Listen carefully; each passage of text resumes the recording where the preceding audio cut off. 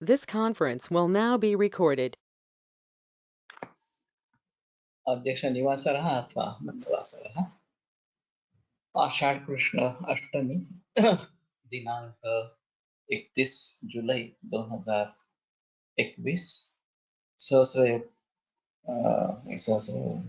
दशरत्न समुच्चय शंखं चक्रं जलौकान् दधतमृतकटं चारुदोर्भिश्चतुर्भिः सूक्ष्मस्वच्छातिरुद्रांशिकपरिविलसन् मौलिमं भोजनेत्रं कालाम्भोदोज्ज्वलाङ्गं कटितटविलसच्चारुपीताम्बराढ्यं वन्दे धन्वन्तरिं तं निखिलगतवनप्रौढदावाग्निलीलं प्रौढदावाग्निलीलं ब्रह्मणो हि समारब्धाम् आत्रेयाग्नेषु पूजिताम् अस्मदाचार्यपर्यन्तां वन्दे गुरुपरम्पराम् आयुर्वेदरतं वन्दे माधवाख्यं महागुरुम् आयुर्वेदामृतं सर्वं शिष्येभ्यो यः प्रदत्तवान् द्रष्टाज्ञानी दृष्टकर्मा कृतकर्मा तथैव च अध्यापको विश्वश्रेष्ठो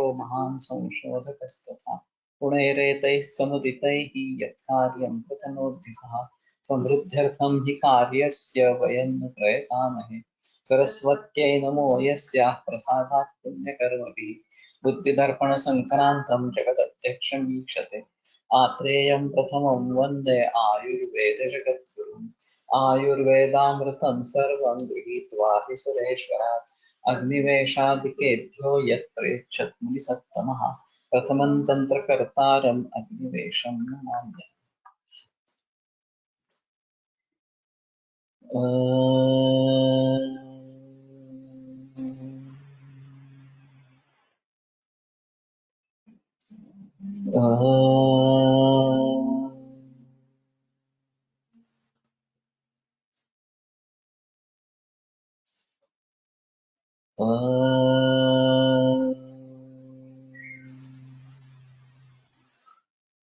ओम शांति शांति शांति।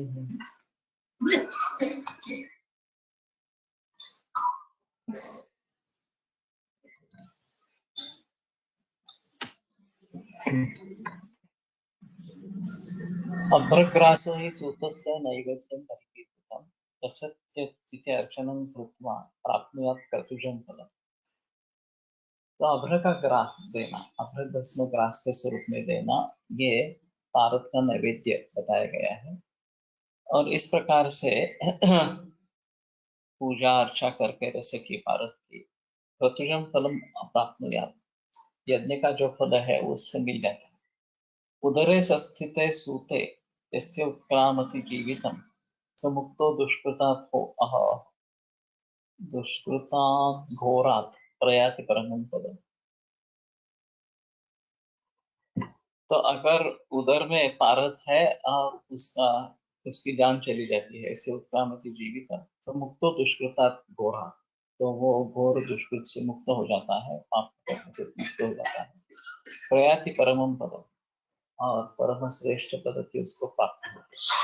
तो अंतकाल में ये अगर हमारे उदर में रहेगा, पारद हमारे उदर में रहेगा, तो सभी घोर पातक नष्ट हो जाएंगे और परम पद प्राप्त हो जाएगा। मूर्छित्वा हरति रुजं बंधनम अनुभूय मुक्तिदो भवति। तो मूर्छन होने पर ये रुजा का हरण करता है, रोग का नाश करता है। बंधनम अनुभूय मुक्तिदो भवति, और बंधन का अनुभव करते हुए मुक्ति दिलाता है।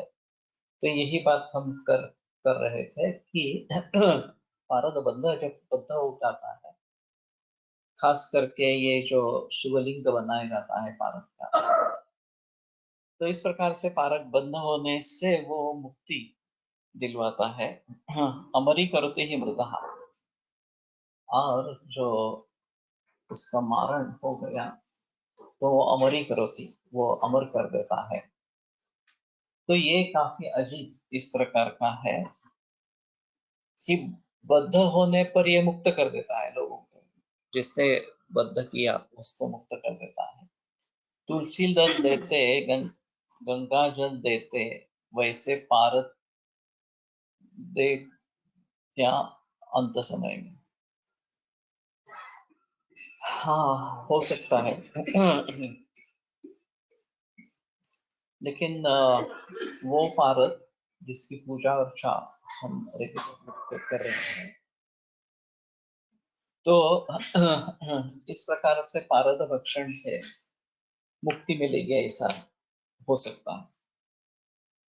हमने जब केरल का दौरा किया था और काफी जगह पे गए थे, वहां अर्जुनन करके एक, अर्जुनन उनका नाम नहीं था, एक दूसरे सिद्ध वैद्य थे, अर्जुनन करके एक थे। उनकी खासियत थी वो अस्थि के विकारों में काम करते थे और व्यायाम के जरिए गरीब लोगों के लिए काम करते थे।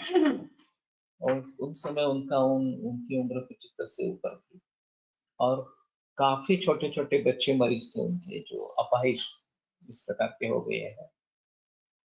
और ये जो कपाट शयन या बंधन इस प्रकार के वो करते थे। तो दूसरे थे सिद्ध वैद्य, हाँ, जिन्होंने हमें पारद खिलाया था और सभी ने पारद खाया था, कुछ भी नहीं हुआ था। तो ये भी एक अजीब इस प्रकार का किस्सा है। तो शायद इस प्रकार से पारद का दे सकते हैं। हमारे यहाँ शेंडे शास्त्री ने एक अजीब प्रयोग पूरे प्रैक्टिस में किया। उन्होंने एक बार ही पारा डिस्टिल ट्रिपल डिस्टिल मर्क्यूरी बाजार से लाया। वैसे बाजार में अभी पारद मिलता है, वो हिंगुल नहीं मिलता है। हिंगुल पारद जिसको कहा गया है, जो अच्छा है। और हिंगुल बीज बाजार में मिलता है, वो भी नेचुरल नहीं मिलता, वो भी सिंथेटिक मिलता है। तो इनका कहना था कि वो तो ट्रिपल डिस्टिल मर्क्यूरी है, हिंगुल तो पारद ही है, लेकिन मशीन से निकाला गया इस प्रकार से। और फिर उसको प्रयोग करने में कोई प्रॉब्लम इस प्रकार का नहीं है। तो उन्होंने क्या किया था कि 50-100 ग्राम पारद पानी में डाल दिया। वो तो हेवी है तो नीचे बैठ जाता है। और पानी में एक कलर डाला, लाल रंग का, इस प्रकार। और फिर ये पानी वो गंगा जल नाम से बेचते थे रेगुलर रूप से। और बाकी कुछ नहीं करने का, पानी जब खत्म होने को आए तो फिर से पानी डालना।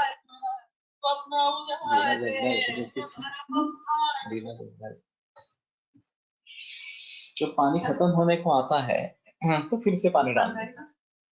इस प्रकार ये रंगीत पानी वो बेचते रहे पूरी जन्म में।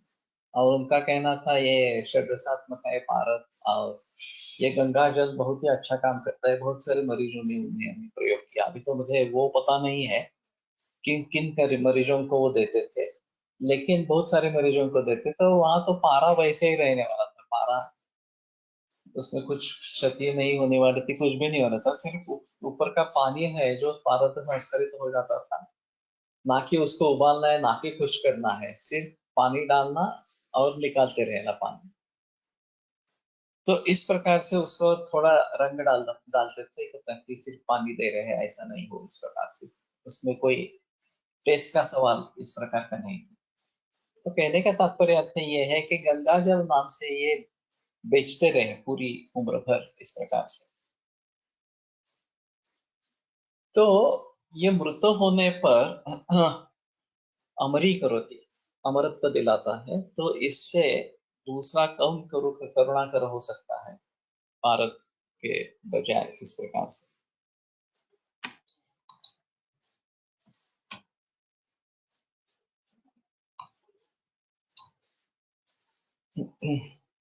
जारणा ही पातन गालन व्यतिरेकेण घन हेमादि यासपूर्वकम ग्रासपूर्वकम पूर्वावस्थापन्नत्वम् ग्रसिताम्र रसगुण यथा तत्रैव शुद्धगन्धेषु जीर्णस्तु शुद्धा शुद्धाश्रित गुणाधिकः षड्गुणे गन्धके जीर्ण रसो भवति रोगः। इसकी अभी टीका मिल गई है, कल वैभव वाणी ने ये फाइल शेयर की, सटीक फाइल। तो जारणा ही पातन गालन व्यतिरेकेण घन हेमादि ग्रास पूर्वकः पूर्वावस्थापन्नत्वं पूर्वकं च। तो पातन गालन व्यतिरेकेण, इसके अलावा अभ्रस्य ग्रासः कवलीकरण सूत साधकोनविंशति कर्मसु मध्ये रसचारणार्थं प्रकार विशेषः। सूत साधक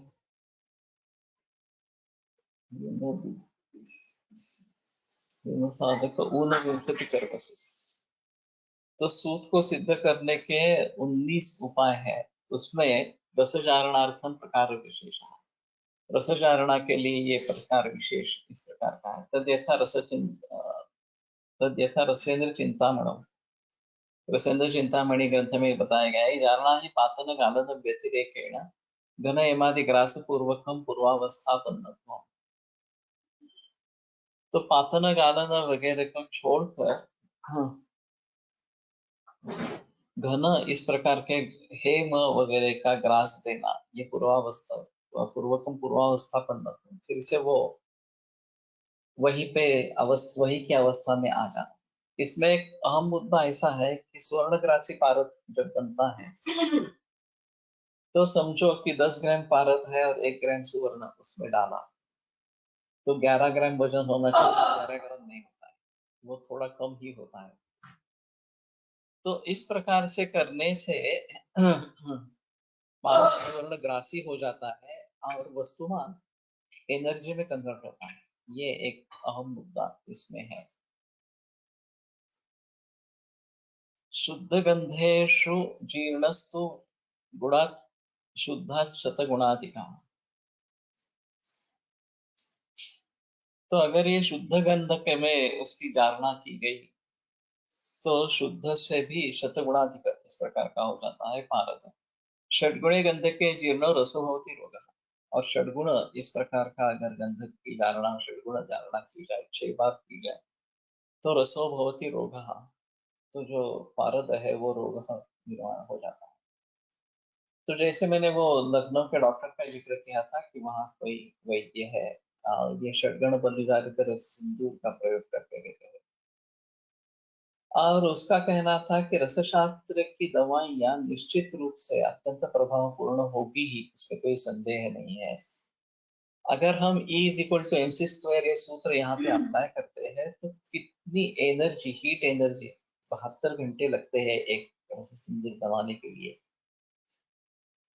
तो 6 इंटू 72 इतने घंटे अगर उसमें उष्णता चली गई है और काफी तेज उष्णता चली गई है, तो निस्संशय रूप में इसमें इतनी एनर्जी समा जाती है कि E is equal to M C square के मुताबिक हम काफी कुछ उससे लाभ उठा सकते हैं। तो ये अच्छा तरीका है E is equal to M C square, इस सूत्र को यहाँ पे अप्लाई करना, जो मॉडर्न साइंस के लोगों के लिए अनुमत होगा, उनके लिए, उनके हिसाब में उसके लिए कोई प्रॉब्लम इस प्रकार की नहीं है। तस्मात् शतगुणो व्योम सत्वे जीर्णस्तु, और उससे भी 100 गुणा ज्यादा अगर व्योम सत्व ये जीर्ण, इसमें ये जीर्ण हो गया, तो अगर अभ्रक सत्व ग्रास देते हैं पारद को, तो ये सोने से भी 100 गुणा इस प्रकार का हो जाता है। तो इतना महत्व इसका रहेगा। अभी ये तो मुझे मालूम नहीं है कि सुवर्ण ग्रासी पारद के बारे में ज्यादा बहस होती है, लेकिन सुवर्ण से भी अभ्रक का अगर ज्यादा महत्वपूर्ण है, ज्यादा सामर्थ्यशाली है और अभ्रक सत्व है, तो अभ्रक सत्व बनाना एक अलग चीज रहेगी, और पारद बुभुक्षित करके उसमें अभ्रक सत्व खिलाना, उसका अभ्रक सत्व खिलाना, तो ये बुभुक्षित होना थोड़ा चैतन्य के नजदीक जाने वाला इस प्रकार का है, क्योंकि बुभुक्षित होना सजीवों का धर्म है, निर्जीवों का नहीं। तो जब पारद को बुभुक्षित करते हैं तो उसमें चैतन्य बहुत सारा समा जाता है, ये एक अहम चीज इसमें रहेगी। रसस्य अभ्रग्रसने सामर्थ्यम आह यथा तत्रैव दिव्या रजो भवेत् गंधो धातु शुक्रस्तथा भ्रटम आलिंगने समर्थो द्वौ प्रियत्वात् शिवरूपः दिव्या रजो भवेत् गंधो, गंधक जो है वो पार्वती का रज इस प्रकार का है। धातु शुक्र तथा अप्रकम,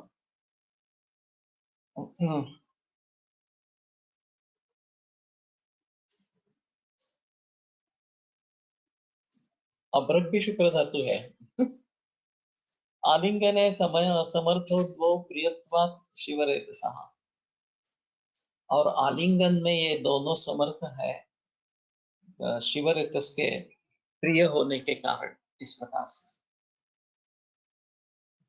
तो अभ्रक अगर शिवरेतस है और उसको एफिनिटी है पारद की इस प्रकार से, जो कि पार्वती का रज है, तो इससे चैतन्य निर्माण होगा। पारद काढाय घेऊन अग्नी दिला तर काय होते, वाफ होऊन उडून जातो, उफळतो, पावडर होते, देखा नहीं है।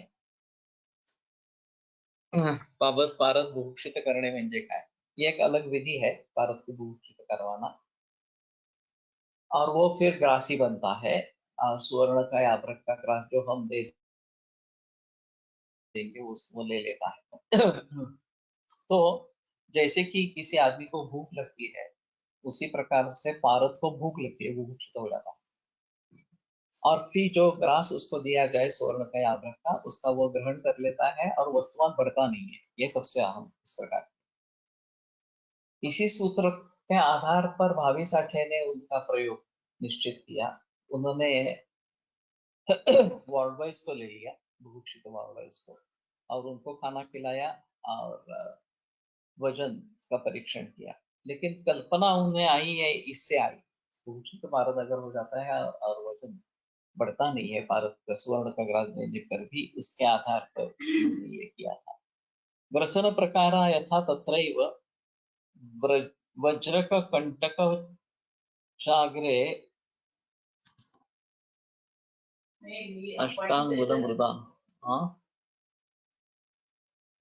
वृद्धमष्टांगुल मृदा विलिप्य गोकरौ शाग्नौ पिचित तच्च शोषितम् वाहवजय विनिक्षिप्तो ग्रासार्थो जायते रसः ग्रसते गंध इमादि वज्रा वज्र सत्वादिकंक्षणा। तो यहीं पे विधि आया है ये। वज्र कंटकवत चाग्रे, ये क्या शब्द है,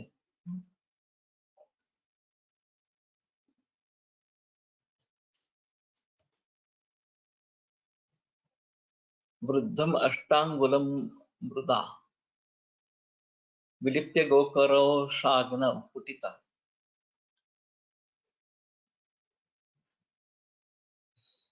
वज्र कंटकवत,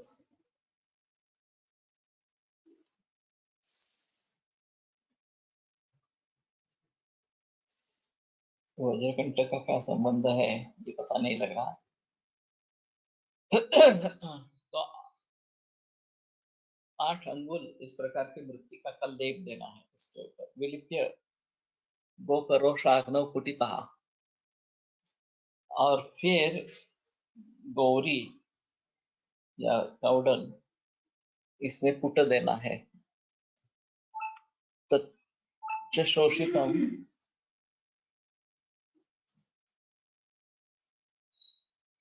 ये बीच में क्या है शब्द, वज्र में निक्षिप्त तो ग्रासार्थ हो जाए थे ऐसा, और फिर उसको वज्र में डालेंगे तो वो ग्रासार्थ हो जाता है। रसपारद जो है वो,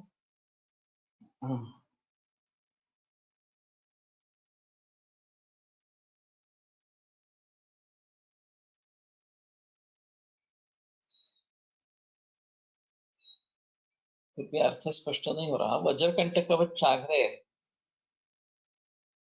रत्न को वज्र यानी कि हीरा,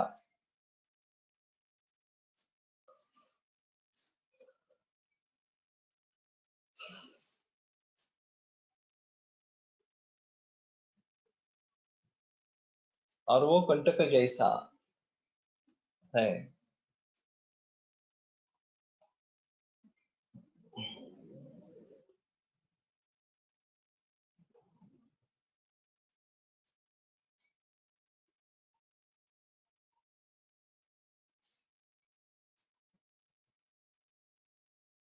हाँ, बाद में हीरे में रखना है, लेकिन हीरे में कैसे रखेंगे ये तो पता नहीं लगा।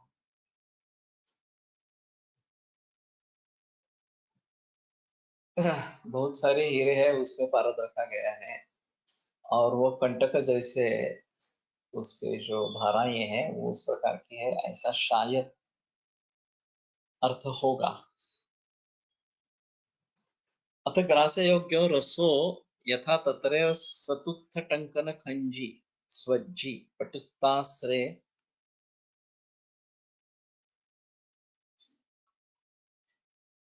वाहिषितम् कांचिक भावितं तेन गन्ताढ्यं चरति क्षणात् विडेश कांचिके क्षिप्तो रसस्य ग्रासलालसः। तो पहले वाला क्या है?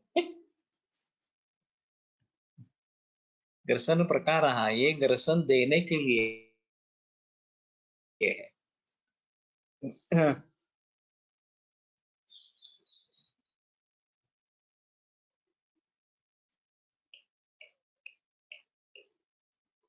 ग्रास योग्य करने के लिए सतुत्थ टंकण स्वज्जी पटुताश्रे।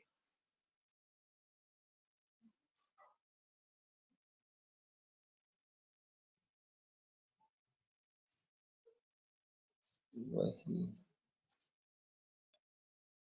शीतम, ये समझ नहीं रहे हैं। ततुत्थ टंकण और स्वर्जिका क्षार, स्वर्जिका लवण। कांचिकम भावितम तेन गंताट्यम चरति चरति क्षणा।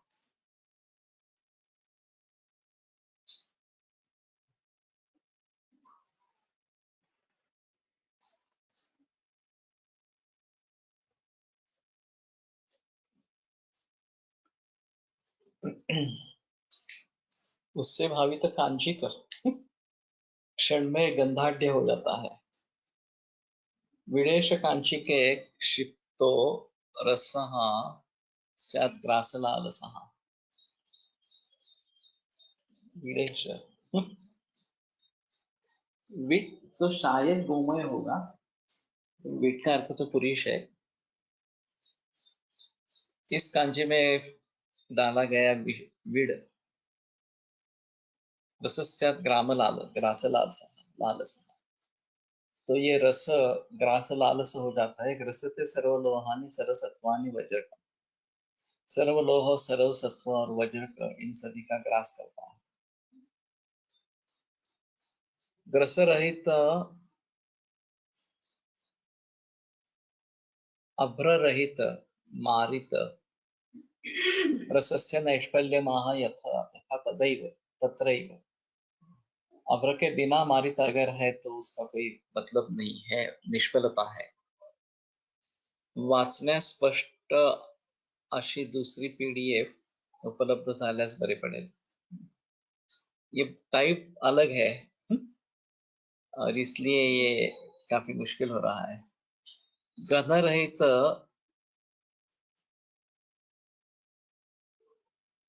वौच जारण संप्रप्ति सिद्धि कृत कृतकृत्याः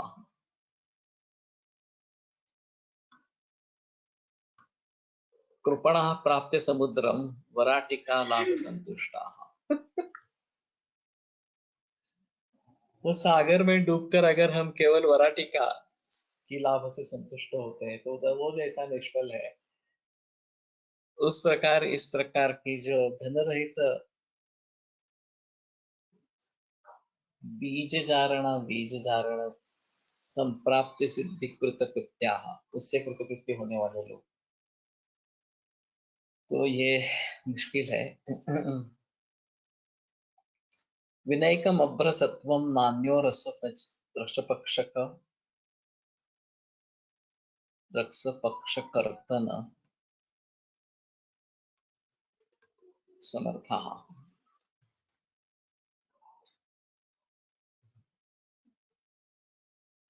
तो अभ्रकसत्व के बिना विनयकम अभ्रसत्वम न अन्यः।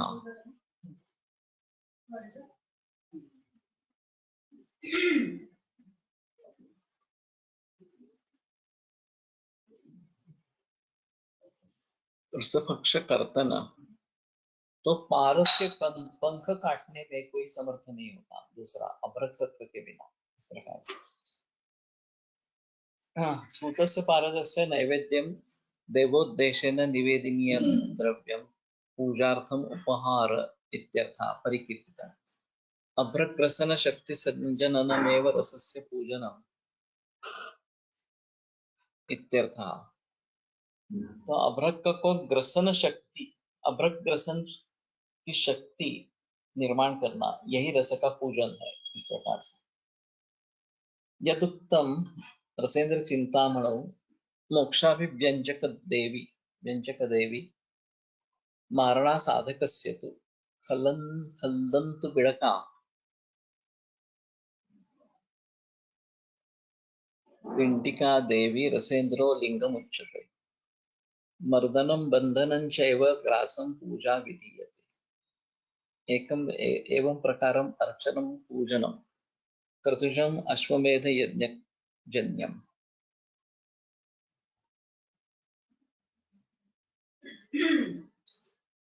हे देवी, पार्वती को कह रहे हैं कि मारणा साधकस्य तु मोक्षाभिव्यंजक, तो भारत बंद करण्यामध्ये अभ्रक श्रेष्ठ है।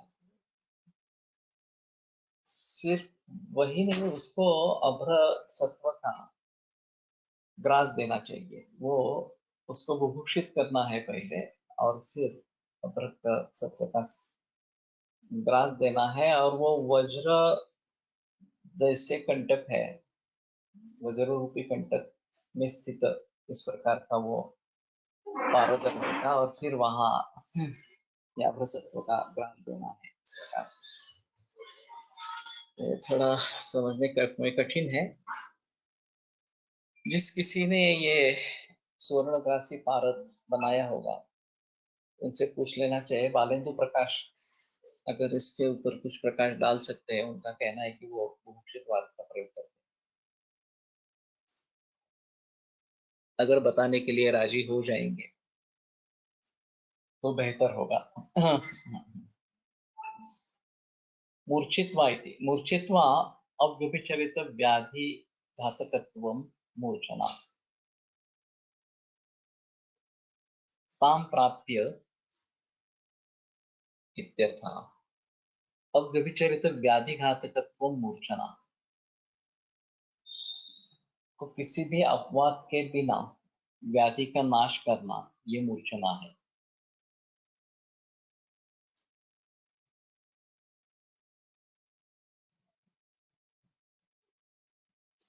तत्प्रकारो यथा रसेंद्र सार संग्रहे गंधकेन रसं प्राज्ञः सुदृढ़ं मर्दयद्विषक्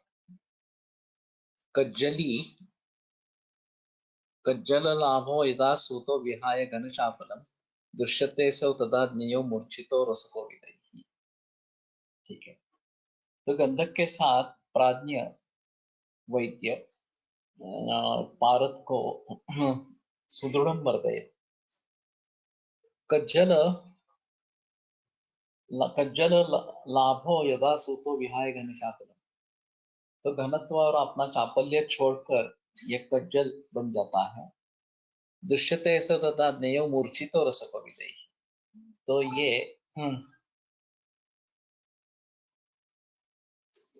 मूर्छित कहा गया जाता है। नॉर्मल पारद पण सुवर्ण ग्रास करतो, ये तो मैंने मालूम नहीं है मुझे। ऐसा है कि अगर सोने की अंगूठी पहन के कल किया जाता है पारद, तो वो अंगूठी पारद का ग्रास कर लेती है और वो चंदेरी बन जाती है और वो निकालना काफी मुश्किल होता है। तो शायद ये बात होती है कि पारद स्वर्ण को आकृष्ट कर लेता है और या अंगूठी इस प्रकार की हो जाती है. बुभुक्षित पारद कोणी बनवला आहे असे माझ्या ऐकण्यात नाही. काही सिद्ध वैद्य बनवतात असे ऐकले आहे. तो जैसे बालेंद्र प्रकाश का कहना है कि वो बुभुक्षित पारद का प्रयोग करते हैं, तो उनसे एक बार बात करेंगे, मालूम नहीं बताएंगे नहीं बताएंगे इस प्रकार से. लेकिन वाली पानी ये जो उनकी दवा है जो ल्यूकेमिया में प्रयोग में आई है, तो सोन्याची अंगठी ज्वालावर धरली की पार लगेच उडतो. ओके, तो ये तो मैंने नहीं देखा है. पारा लागला सोन्याला तर तो अग्नीवर धरला तर लगेच जातो. तो ठीक है. हाँ, हाँ. लेकिन एफिनिटी दोनों की रहती है, ये सही है. तो सोना पारा को आकृष्ट कर लेता है ऐसा वहां पे रहेगा. आपण तो पहिला बघितला ना तो. तर त्याने असं सांगितलं मी असं बघितलेलं आहे की तो सोनं आणि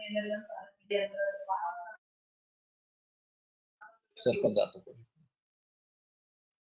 ये भी बताया गया था कि अगर सोना नजदीक रखा है उसके 2-3 इंच या थोड़ा ज्यादा इस प्रकार से, तो पारद वहां पे चलता जाता है, यानी कि धीरे धीरे बढ़ता रहता है और फिर स्वर्ण का ग्रास कर लेता है. ये भी उन्होंने बताया था अगर बुभुक्षित पारद इस प्रकार का है. तो ये थोड़ा देखना पड़ेगा कि किसी ने इस प्रकार का किया है इस प्रकार. तरी पण प्रश्न असा आहे की सुवर्ण करण्यावर सुवर्ण निर्माण करतो. पारदापासून सुवर्ण बनवतात ते कि मयागिरी वो अलग चीज है. तो पारद और गंधक की जारणा यह मूर्छना है. और भाग्यवड़ी सर का कहना था कि दोनों की गति अलग अलग है और दोनों इकट्ठा आने से अन्य ही गति उसको प्राप्त हो जाती है और एक बॉन्डिंग होता है इन दोनों में, एक बंध बन जाता है. और ये बंध जब किसी दवाइयों में प्रयोग में लाया जाता है, जैसे कि सुवर्ण सूचकर आरोग्यवर्धिनी वगैरह वगैरह, तो स्थिर हो जाता है वहां. अगर ऐसी ही कचली रखी तो फिर से पारद और गंधक अलग होने लगते हैं. तो उसमें चंद्रिका जब तक है तब तक उनका अमलगमेशन अच्छा नहीं हुआ, ये माना जाता है. निश्चंद्र एक बार होगी कचली तो फिर मानते हैं कि ठीक है, अभी इसमें पारद अलग रूप से नहीं है, और फिर उस कचली को प्रयोग में लाते हैं औषध बनाने के.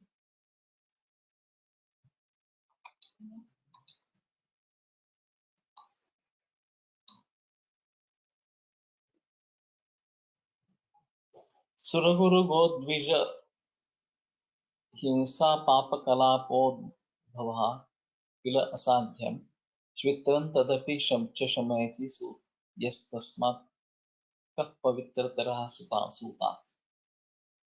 सुर गुरु गोद्विज हिंसा, इन सभी की हिंसा का जो पाप कलाउद्भव किलास श्वित्र है, तदपि जयति असाध्य इस प्रकार का जो स्वित्र है, तदपि शमयति यस्तस्मात् पवित्रतर सूता. तो उस पारद से पवित्र और पवित्र क्या होगा. साधा पारद नहीं, बुभुक्षित पारद कैसा और कैसे, मुझे तो मालूम नहीं है.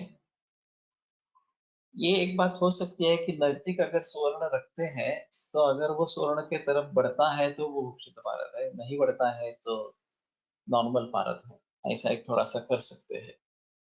बुभुक्षित पारद म्हणजे मकरध्वज बनवताना सिंदूर सहित सुवर्ण भस्म कंठस्थ सोंगटीमध्ये येणे अपेक्षित आहे. हे असे होत नाही.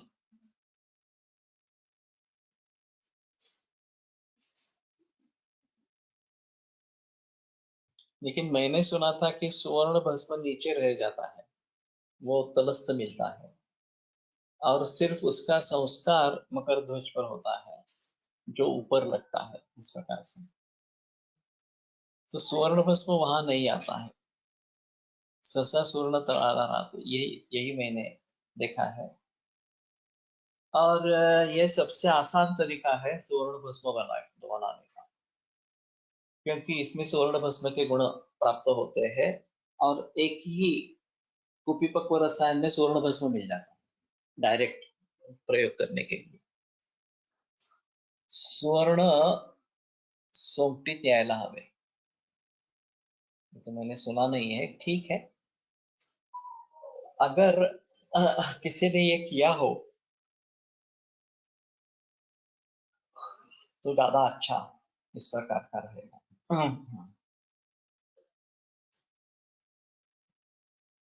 अब ये थोड़ा पूछ लेते हैं, अगर किसी ने किया है, अतुल नीलकर और विवेक सानी, इनसे शायद पूछना पड़ेगा।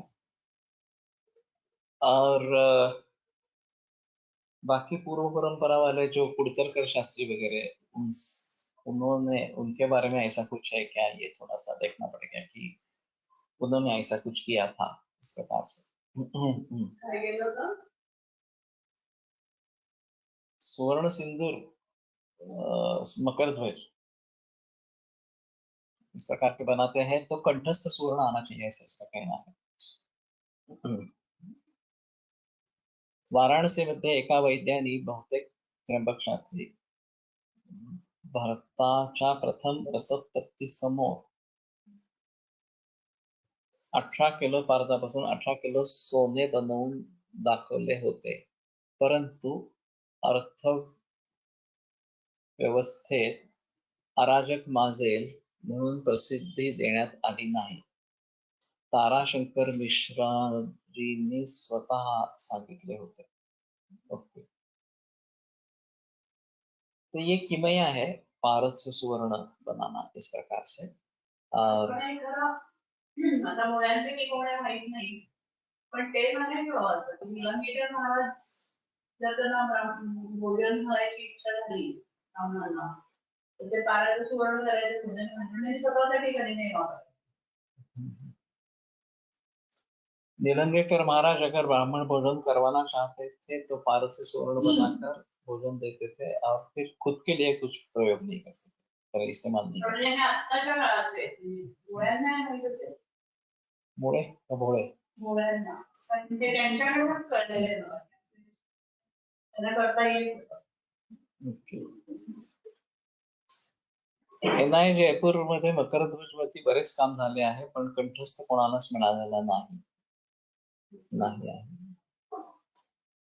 पीपीएम मध्ये सिंधुरात मिळते, इथे पारद हा आत्मा आहे तो सुवर्णाचे गुण घेऊन जातो असं म्हणतात।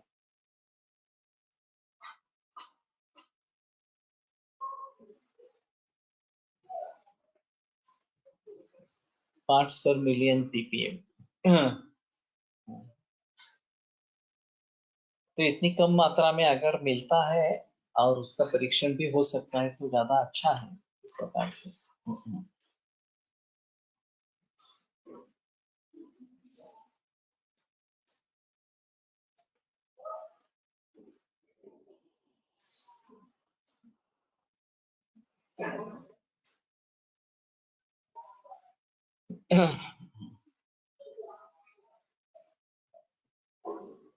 तो इसमें सुवर्ण के गुण मिलाए हुए रहते हैं। इन नैनो पार्टिकल्स के बारे में, इसके बारे में सोचना पड़ेगा और उससे कुछ नैनो टेक्नोलॉजी के आधार पर इसके बारे में कुछ देख सकते हैं तो ज्यादा अच्छा इस प्रकार का है।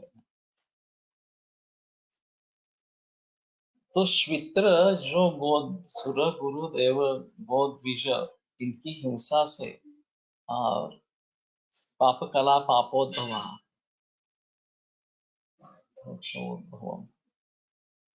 ये पाप कला पापोद्भवम, पाप कलापोद्भवम, पाप कला पापोद्भवम नहीं, पाप कलाप उद्भवम,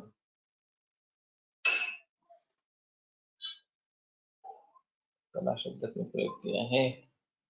तो पाप कला से निर्माण हुआ इस प्रकार का अश्वित्र, असाध्य श्वित्र, उसका भी ये पारद शमन करता है, तो इससे पवित्र और क्या हो सकता है। तो शायद हम थोड़ा देखने की कोशिश करें, इन्होंने इसी के बारे में कुछ प्रयोग किए हैं और सफलता पाई है, तो वो थोड़ा अनुभव इकट्ठा करेंगे। रसबंधा एव धन्यः प्रारंभे यस्य सततमिति करुणा सेव्यति रसे करिष्ये महीमहं निर्जरामरणा।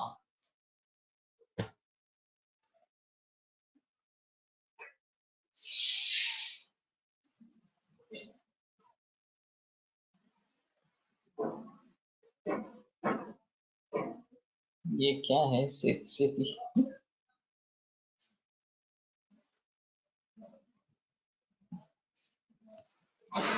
असो रोगक्षयं हन्यात् अनुपानस्य योगतः। मूर्छना प्रकारस्तु बहुविधः, तत्र षड्गुण गंधक जारण प्रक्रिया साधीयते। तो षड्गुण गंधक जारण जारण प्रक्रिया ये सबसे अच्छी है। यदुक्तम रसेंद्र चिंतामणम रसगुण बलिचारण विनायम न खलु रुजाहरण क्षमी रसेंद्र। रसेंद्र हाँ चाहिए। न जलद कलधौत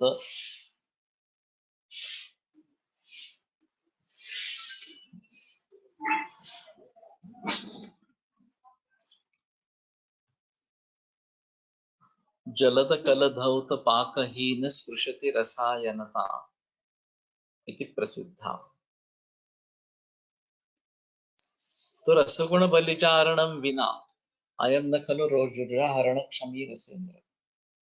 जो तो भारत श्रेष्ठ है वो रसगुण बलिचारण बिना समर्थ नहीं है। न जल का कल तो पाक ही न स्पृशति।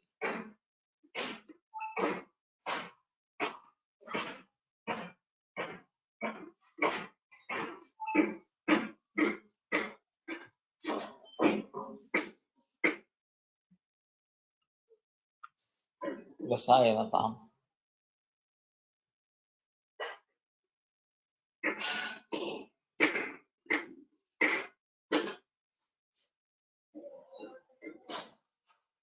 जलद कल तो ये पता नहीं लग रहा। Atomic absorption spectrophotometry or X-ray diffraction can be used to detect. सोनाराकडे जे क्युरेटोमीटर असते त्यामध्ये सर्व धातू परमाणु सहित डिटेक्ट होत असावे। केराटोमीटर राजन बाग से एक बार पूछ रहे थे केराटोमीटर क्या है, और इसके जरिए धातुओं के बारे में पता लगता है या नहीं लगता। फिर डिस्कवरी चैनल पर हिटलर ने छिपाया हुआ खजाना किसी जंगल में ढूंढने के लिए जाते हैं मेटल डिटेक्टर। ऐसा एक सीरीज मैंने देखी थोड़ी, उसमें सोना तो नहीं मिला लेकिन मशीन गन्स मिली और ये मिले इसके जो बुलेट्स है वो मिले। तो मेटल डिटेक्टर के जरिए वो ढूंढ रहे थे जमीन में, ते एक्सरे रिफ्रॅक्शन मशीनच असते। ओके, अभी जियोलॉजिकल सर्वे करते हैं।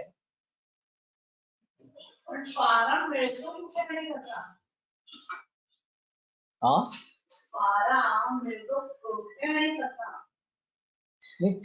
झिंगुल खनिज के रूप में मिलता है।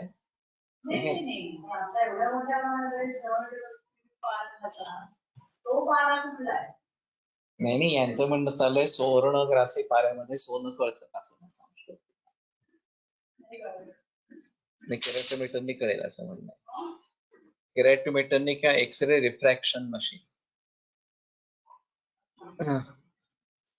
उसमें धातु है नहीं इतना ही समझता है, प्रमाण नहीं ध्यान में आता। ठीक है, सोन्याची शुद्धता मोजण्यासाठी वापरतात। ओके, तो संयोग से हमारे पहचान में ये राजन वाघ है, और अभी वो वर्कशॉप के लिए भी आया था क्योंकि वो हमारा प्रोग्रामर है प्राकृतिक कोश का। तो उससे एक बार बात करेंगे इसके बारे में, कुछ पता केराटोमीटर क्या है वगैरह वगैरह के बारे में।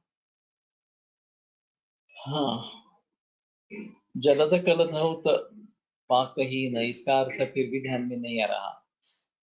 जलद का अर्थ मेघ है, तो यहाँ पे मेघ का क्या संबंध है? जलद कलधौत पाक,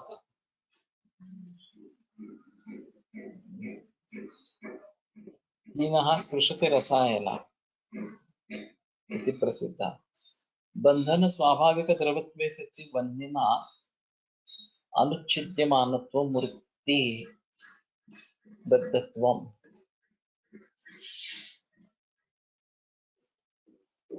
तो स्वाभाविक द्रवत्वे सति, स्वाभाविक द्रवत्व होने के बावजूद बंधना अनुच्छिद्यमानत्व मूर्तिबद्धत्वम्, बंधी से जिसका छेद नहीं होता, इस प्रकार का मूर्तिबद्धत्व ये बद्धत्व है।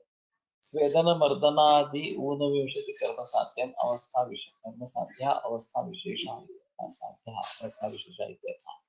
तो स्वेदन मर्दन वगैरह 19 कर्म है, उनके प्राप्त साध्य अवस्था विशेष है। अभी अष्टादश संस्कार कहे जाते, ये 19 आंकड़ा संख्या कब आ रहे हैं मालूम नहीं है, लेकिन अष्टादश पारद संस्कार बताए जाते हैं, और उसमें न्यून जो है अष्टपारद संस्कार है। तो ज्यादातर लोगों ने अष्टपारद संस्कार किए गए हैं, अष्टादश वाले बहुत कम है। सोने अमुक टक्के, तांबे अमुक टक्के असे रिपोर्ट देतो म्हणजे प्रमाण कळत असावे। टाटाचा तनिष्क शोरूम मध्ये फ्री चेक करून देता। ओके, तो ये काफी नीचे तक उतर आया है। तनिष्क शोरूम में इस प्रकार से अगर बताते हैं वो, तो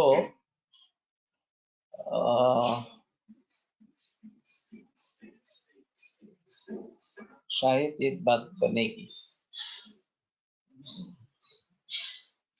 शुद्धता परखने के लिए। तो केराटोमीटर क्या है एक बार पूछ लेंगे, और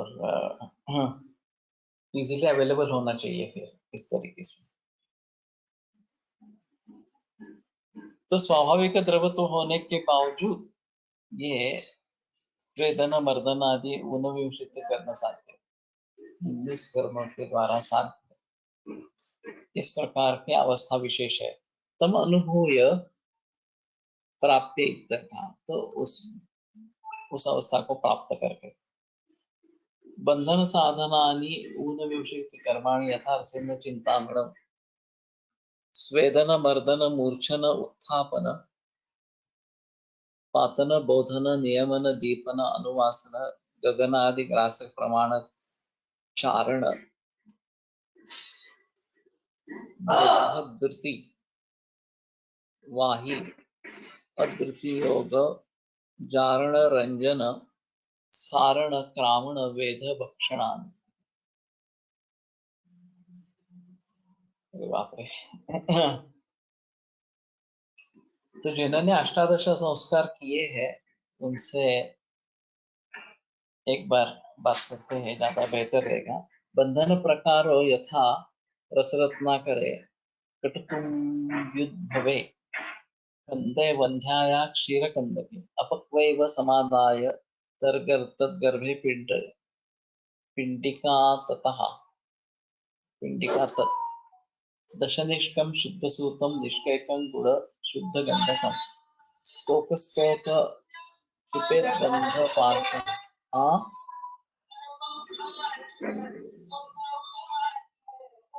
याममात्र भवेत्, जोरदारांचं नसेल का?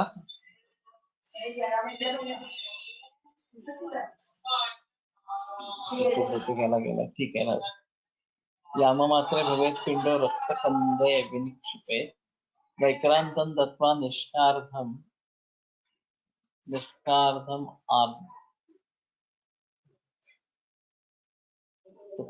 तत्कन्दस्य वज्रार्भिर्मुखबद्ध्वा मृदा दृढं दीप्तम् अङ्गुलमानेन सर्वतः शोष्य गोलकम् पाचयेत भूधरे यंत्रे ऐसा चाहिए ततो धृत्य पुनः पचेत ऊर्ध्वभागम अथ कुर्यात् इत्येव परिवर्जितम् क्रमेण चालयेत् ऊर्ध्वे वह्निर्युग्मोपलैः पचेत ततो भित्वा तु संग्राह्य बह्वः स्यात् दाडिमोपमम्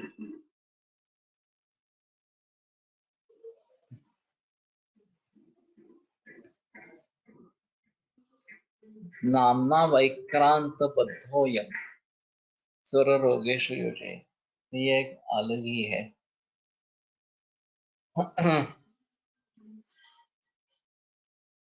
सर येथे सगळे मॉडर्न पद्धतीने समजावून घेणे व्यर्थ आहे पारद हा जीव आहे मनुष्यावर जसे 16 संस्कार तसे पारदावर 16 संस्कार देहवाद 8 धातुवाद 8 काही जण 17 18 19 म्हणतात पण शेवटी जसे मनुष्यावर संस्कार करून त्याला कर्म करण्यास श्रेष्ठ बनवलं जातं ती कल्पना इथे आहे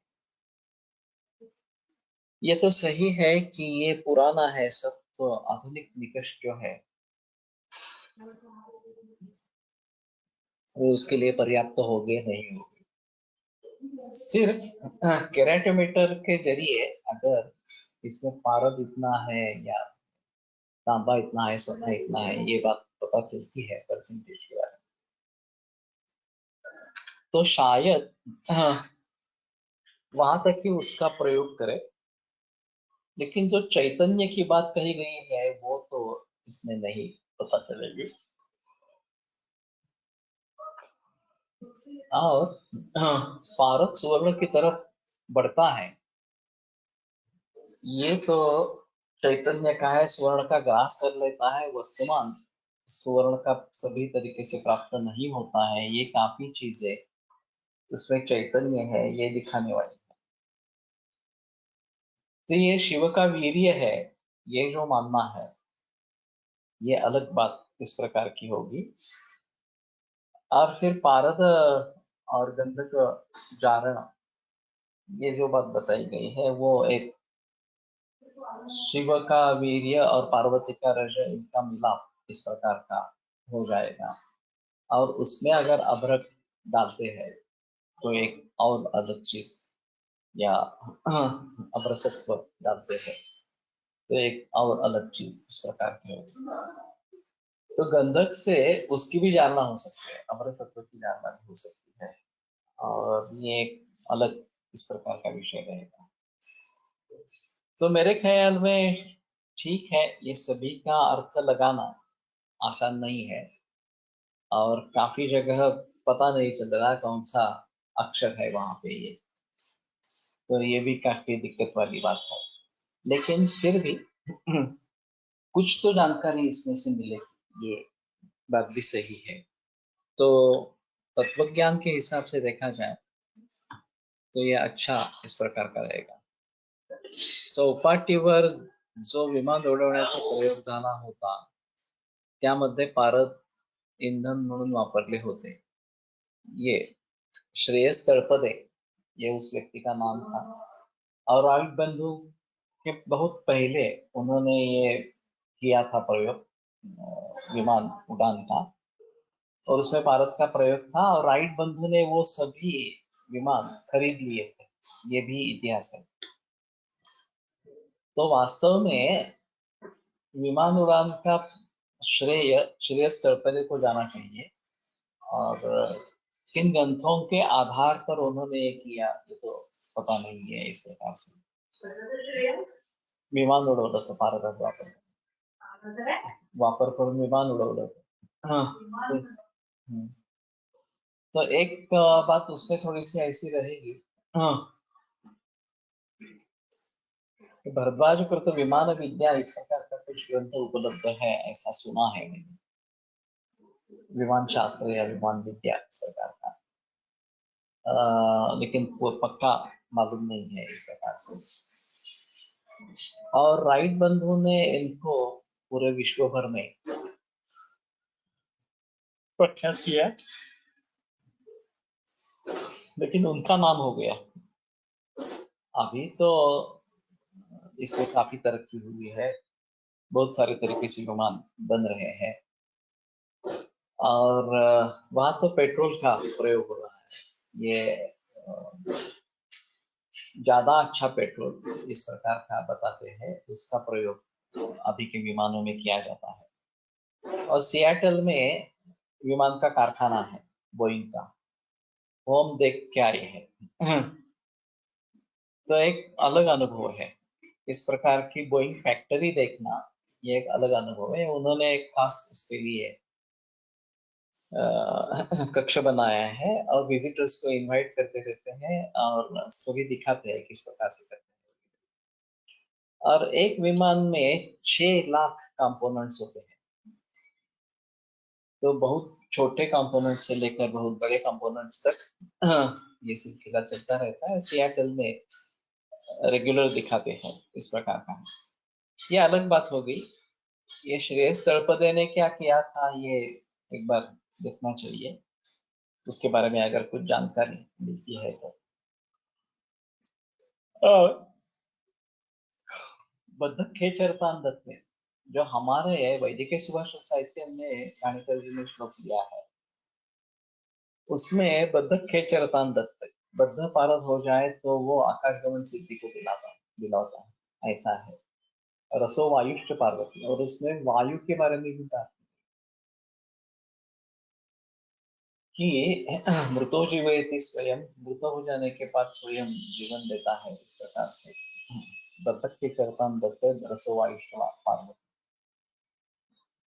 मूर्छित तो हरति व्याधि, मूर्छित होने पर व्याधियों का निवारण करता है। हाँ,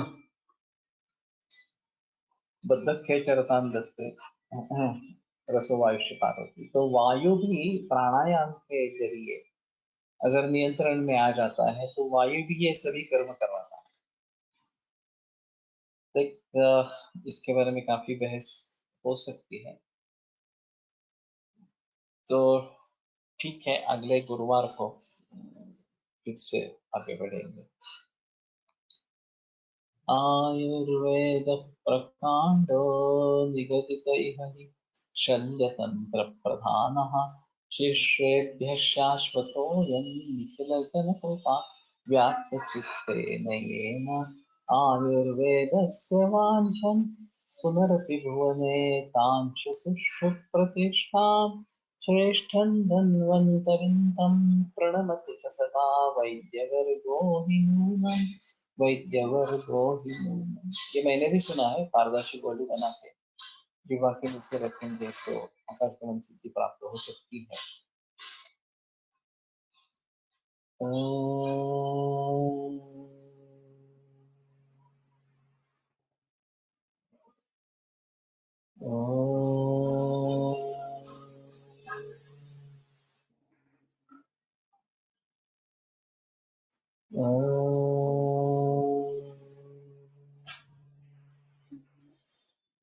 ओम शांति शांति शांति। हवाई ज्यादा मूवी आयुष्मान खुराना से आहे, तळपदे ह्याच्यावर बेस्ड आहे। कहाँ पे उपलब्ध है, यूट्यूब में है क्या? हवाई ज्यादा